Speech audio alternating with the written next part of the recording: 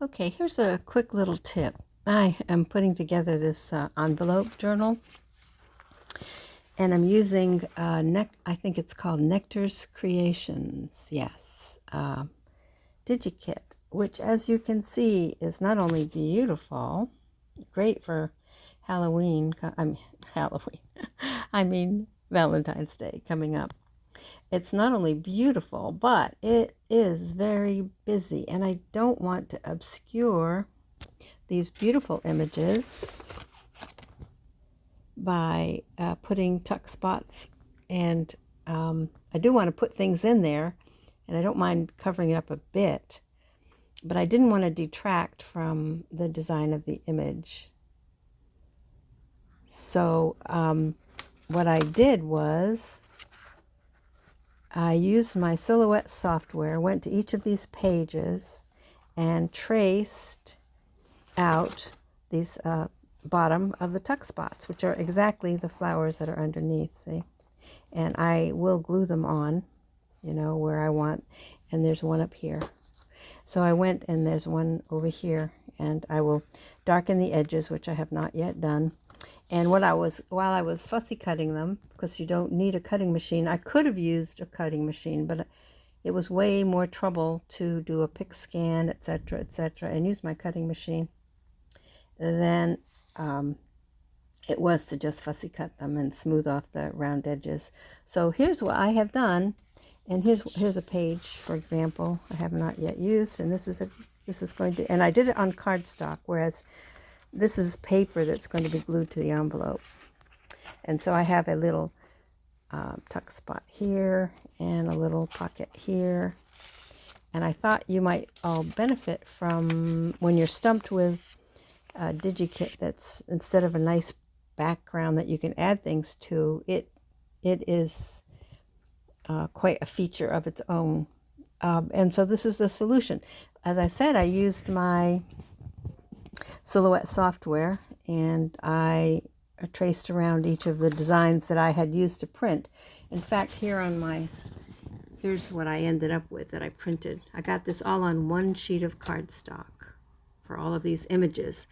The other way of doing it is I use my software a lot to cut off edges of things and then fill up the page. Usually, for example, let's see, when I did the Nectar's creation here, I sized it so that it would fit on these little white envelopes that I'm using, and I had space on both sides.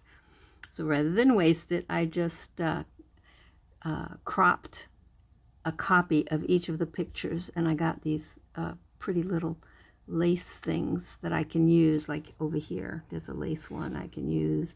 And here's what I did. Here's how I copied these 2 pages over here on the mat, and then I used the tool that is called up here. I forget what tool that's called, to be honest with you. Oh, something, draw a polygon, this one.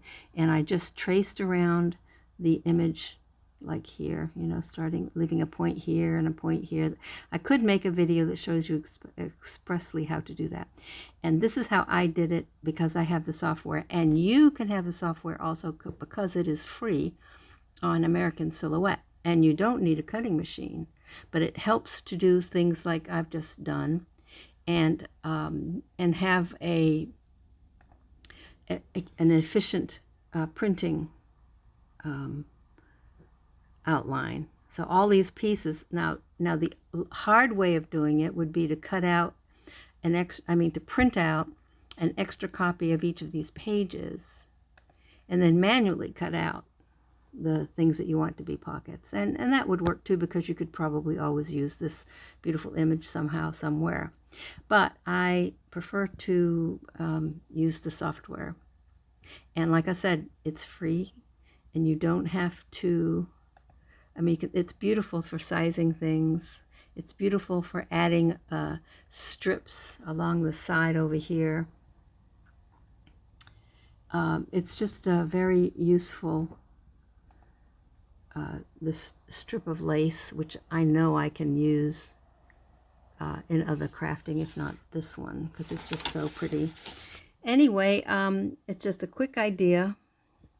I'm busy cutting these things out, and now there'll be no excuse. I will darken the image so they will stand out around the edges of these tuck spots and pockets. And then I will put notes and stuff and maybe a few tags in there, trying not to obscure the pretty image. So I thought while I was doing this, it's a reminder to myself. Here's one, and it's just wonderful because it actually replicates the design underneath and up here. So it doesn't take anything away from the beautiful design, but still gives me a place to tuck things. So if you have any use for this, and if you wanted any instruction on how to use the software, I'd be happy to help anybody who runs into difficulty with it. But it's just remarkable software, and I use it it's my go-to software for everything I want to print. And of course, I have the cutting machine, so I can also use it to cut things, which is unbelievable, like stickers, and I use it for so much. If I only had a small amount of money for crafting, I would consider having a Silhouette Cameo machine, because it can do so much. It really can. You can draw with it, so you don't need stamps. You can actually, things that you might consider a stamp and have to buy inks for and get all messy, and I'm not a very good stamper. I can trace those designs and then use a pen in that machine to actually write on the paper. And it's handy when you're using something like 12 by 12, because the machine will take 12 by 12, but my printer won't. So I mean, it's just so many uses. I can't even cover it here. But in this case, I thought the idea of replicating what's underneath for a pocket is, and doing it in cardstock where this is paper, so it's got a little bit more body, might be useful to anybody who's struggling with a very busy design. And these are just going to be wonderful. All right, I will upload this to YouTube, and hopefully it might be of benefit to somebody else.